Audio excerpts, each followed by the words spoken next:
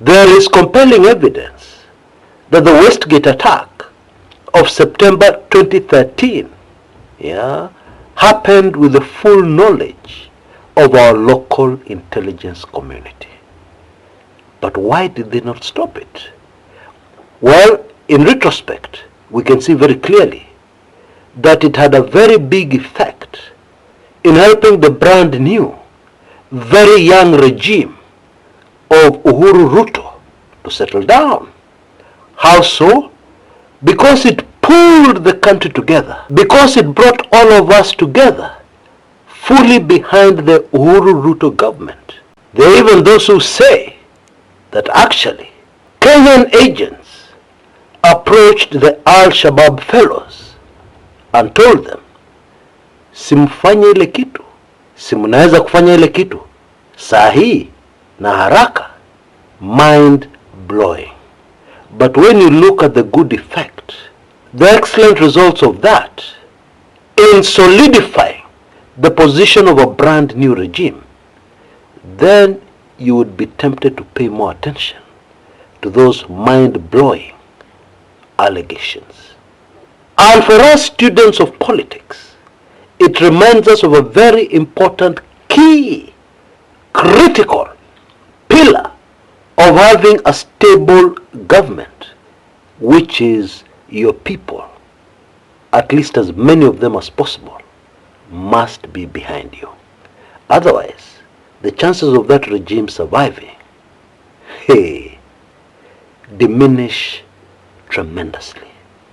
And that is why what is going down in Kenya currently is very puzzling, does not make any sense. Because what is happening in Kenya is that the government of William Ruto has declared war on its own people. At what are you saying, Chris? You ulisikia wapi?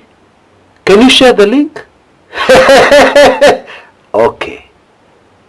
Let us start that story from the beginning. Let me explain step by step what I'm driving at. And I'm sure you'll totally agree with me that this is what is happening. And it doesn't make any sense at all. Yesterday, well-known activist Boniface Mwangi alishikwa na polisi right at his home within Machakos County. And that arrest, well, it was serious. But then we need to understand that the people involved in this one are the unit that was specifically formed to deal with terrorists. You know, terrorists are very dangerous people. Yeah, anything can happen. Hata wanaweza kujilipua. They are deadly people. And therefore the unit that deals with them has to be paramilitary and very vicious. And indeed this information was confirmed when the DCI both confirmed the arrest of Boniface Mwangi and also told us what is going to be charged with in court tomorrow. Yeah? Something under the Terror Act or Terrorism Act. Unajua huwezi kucheza nao mara mia. You can't pembeleza them. And therefore the laws, the anti-terror laws, you can imagine. But here is where the confusion and mystery starts. What exactly did Bwana Boniface Mwangi do? We know that he has been very active in protests, on the streets, on maandamanos, organizing them, etc., etc. That is what he has been doing. And so this move is like using a hammer to try and deal with a mosquito in your house. Definitely you're going to cause damage, and it's only a mosquito. Why not use a newspaper? Why not use something else light to deal with the mere mosquito? And to make matters worse, protests, picketing, demonstrations against the government are banned inside our constitution. It is not illegal. There is no law against it. In fact, our constitution encourages it. Okay?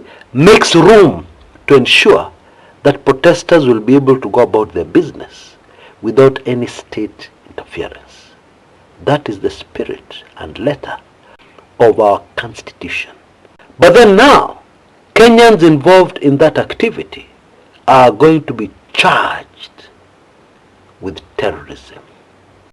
Bila kizungu mingi, what that means is that now the government has declared war on its own people. Because these people are demonstrating against the government. Because they want the government to make changes. They want the government to adhere to our Constitution. But then now the William Ruto regime has decided to declare war on anybody who wants to ask any questions about how we're being governed. That is really what it is. And so in other words, instead of looking for the effect of 2013, this government is doing the very opposite. It is not interested in the people of Kenya being behind them. Okay? Very clearly put, we now have in one corner, imagine this is a boxing match, we now have in one corner the government of the Republic of Kenya. And then in the other corner, we have the people of the Republic of Kenya. Now, don't you agree with me that it is very easy to predict the winner of such a contest? Don't you agree with me? But hold on to that thought, and let's go deeper in proving my point that actually the government has declared war on its own people. I believe it is very instructive that the unfortunate victim in Nanyuki, a very young girl, Julia Njoki, or Julie Njoki, was actually the daughter of the chief, the daughter of a chief in Nanyuki. A chief is provincial administration. That is government at that level. Okay? And then there is Evans Murigi, who is the son of a DCI officer. Yes, you heard me right. He was the son of a DCI officer based in Meru County. He was the victim of risasi ya polisi. Okay? So, it does not matter who your relative is, who you are the son of. It does not matter. That is where we have reached. What matters is that clearly there is a war between our government and its people. I wonder if we can find somebody to send to the William Ruto regime to tell them that there is no government in the history of the planet, since the beginning of time, there is no single government, no matter how powerful, that has won a war against its own people. It has never happened. And I don't think it is a good idea for any government to try at this juncture to prove history wrong. I don't think it's a good idea. In my opinion, it is like somebody at this late hour wanting to prove that gravity is not a viable scientific theory, and therefore they go to the top of a building and jump, hoping that gravity will not kick in. In my opinion, it is the same thing. It is not a good idea to try and prove history wrong at this juncture. I wish you could find somebody to take that message to this regime. Somebody who, when they give the regime this message, they will understand, they will pay attention, and they will do an about turn, change their ways, and understand that that path they have taken will lead only to failure. It cannot work. And if you still don't believe me that this is exactly what is happening in the motherland, let me remind you what has been happening during Maandamano. The government has been hiring goons who are fully protected by the police. And what is the work of these goons? The work of these goons has been to attack protesters. Isn't that very clear evidence that the government is waging war against its own people? You know, I am very tempted to start believing that what is happening with this government is what I used to see in school many decades ago. Yeah, when you come across this guy to whom it is very important, appearances are very important, and it is very important that everybody always knows that they cannot be defeated, that they're the toughest kid on the block, they cannot be defeated, and they don't care about the consequences. Even if the consequences is being suspended from school, even expelled from school completely, they didn't care. The most important thing here was to prove the point that they're invincible. They cannot lose. I'm sure you can remember such characters during your school days. And I'm sure you remember how such characters ended up. Yeah, because, yes, they proved their point. But where are they now?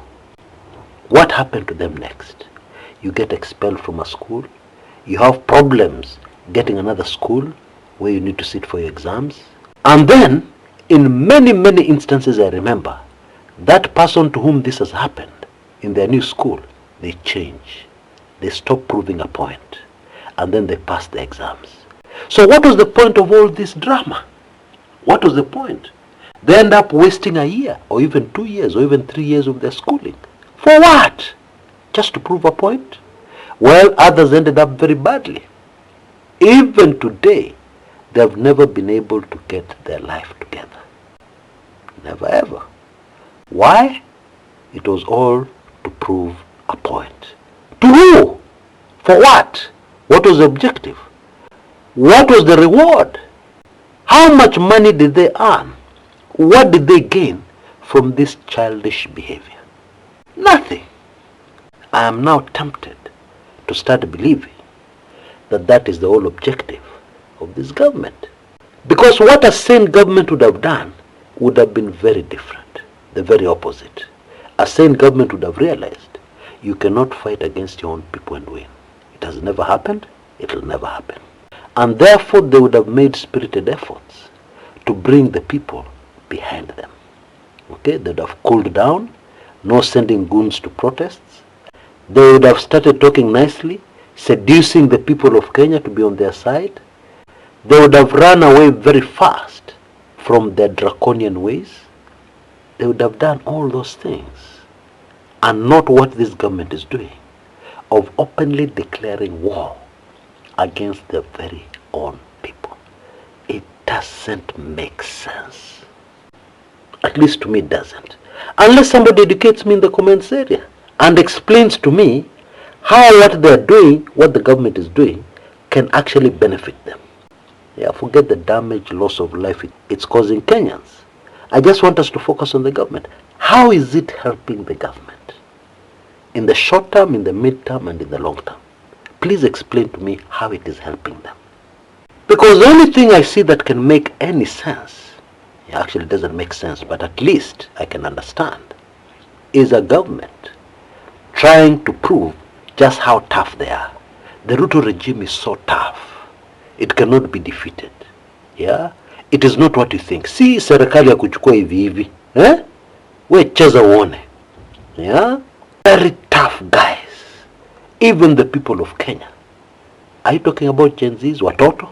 Even the people of Kenya cannot defeat this tough government.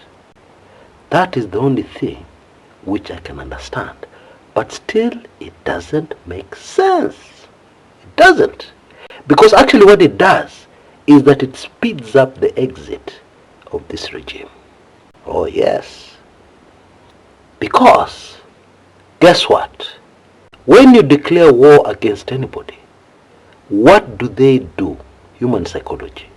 What do they do when they see you've declared war against them? Do they become cowards and hide under their beds? No! They toughen up and they say to themselves, kama ni mbaya, ni mbaya. And indeed, this is exactly what has happened in Kenya. You see, I've said this in a video before. Has anybody asked themselves the question? Kenyans know what can happen to them if they take to the streets.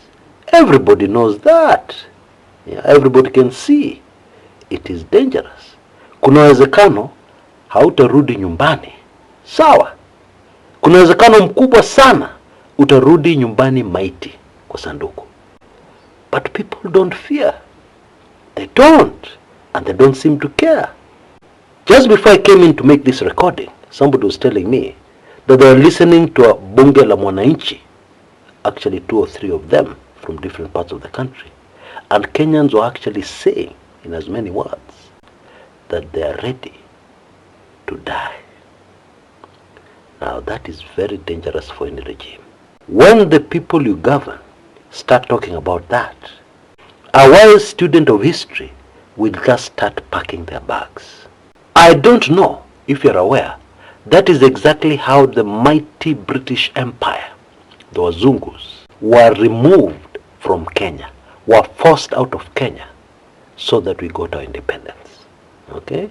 The government declared war on its own people. They declared war on the Mau Mau, not realizing that the entire country, too many people were behind Mau Mau. Mostly those in other parts of the country who sympathized with the movement in their war against the state. But history shows us very clearly the British did not realize that, and therefore they flexed their muscles. Dedan Washuri Kimathi was arrested, akapelekwa kamiti, akanyongwa kama bado ako na pingu, and the Brits patted themselves on the back knowing that they had won. You see, we're very tough. Hey, how do you expect some natives to defeat us? We have won. But then what happened shortly after that? A handful of years later, barely 5 years later, Kenya was an independent country. So who won that battle? Tell me. Is it the British who won? Who won that contest? Was it the tough guys? Tell me. Who won? More recently, in the late 90s, the KANU government of Moi decided to show the people of Kenya what they were made of. Okay? They even did something to Kenneth Matiba, gallant hero of the Republic of Kenya. They did something to him, and he was never the same again. And therefore they felt, yes, we are very tough, we have won. But then what happened? Barely 3 years later, multi-party democracy was reintroduced into the country. And very shortly after that, the KANU government was gone. So who won that contest again? Was it the mighty KANU government? Was it? Of course not. And there is another deadly, oh so deadly, weapon that the current regime has unleashed on its own people. Oh yes, and I'm sure some of you can guess what it is.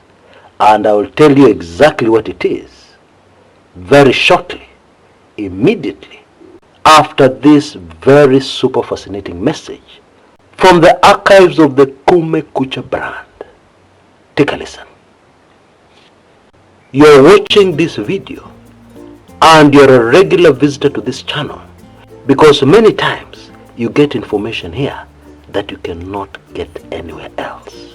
And that one is apart from the analysis and the history that most of you really enjoy.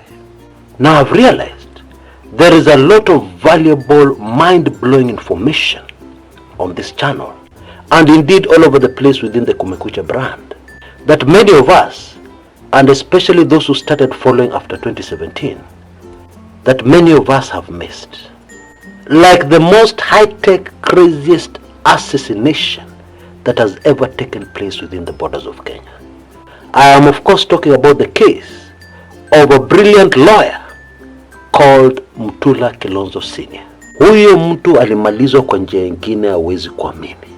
Hey. Now this information is contained in an ebook. Yes, that one that you can see on your screens right now. And make no mistake about it, this thing is complete. It gives you the motive, how it was done, what was used, something that is very common even in cough syrups. Oh yes, kila kitu iko hapa. And now, for only the price of Kenya shillings 499 only, you can get all this mind-boggling information, pop, into your email inbox. You can see details of what you need to do repeated in the description area below this video on YouTube. Yeah. Use the normal M-Pesa telephone number and you will have not only this information, because I've also thrown in something else. You will also have a special report of your choice. Just choose what you want. And if you're not able to, just tell me, Chris, nichagulie ile iko moto kuliko pasi 10 ya makaa, and I will send you one of the special reports that has shocked my audience the most. You know, somebody told me the other day, siku hizi wa Kenya wadanganyiki. They are very difficult to fool. Why? Because they have information. And so, I highly recommend, don't hesitate. Get this information now. Welcome back. Now, this deadly weapon being used by the government, the regime of William Ruto, against its own people is the following. Yes, the case has been fixed for hearing on such and such a date, or for mention on such and such a date. But meanwhile, you can be released to come back for your trial on a bail of Kenya shillings 50,000, 100,000, etc., etc. It is like you've stolen a chicken worth 1,000 Kenya shillings, and the bail terms are 1 million Kenya shillings. That is what it really is. Because what you're being charged for, the government is really struggling to find something to charge you with. Yeah, cyber crimes, misusing computer equipment, things like that. And maybe this is why they have now moved to terrorism charges. Anyway, we have seen this have devastating effect in the case of Julia Njoki, because she was released on bail, 50K, but her family could not raise 50,000, despite the fact that her father is a chief. There is no way they could raise that kind of money. And of course, we know the game being played here. Pressure was put on the judiciary to set the bail terms that high, knowing very well a vast majority of those accused of a crime that the government claims is a crime but is in the Constitution, those accused will not be able to afford bail terms. And of course, you know what happened to poor Julia Njoki? You know what happened? I can't begin to imagine what some family members are thinking.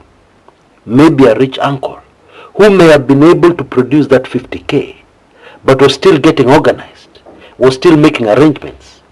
Ama they say to themselves, no, I'm sure they'll sort out this. 50,000 is too much. And then while they were thinking, news came through that their loved one was gone forever.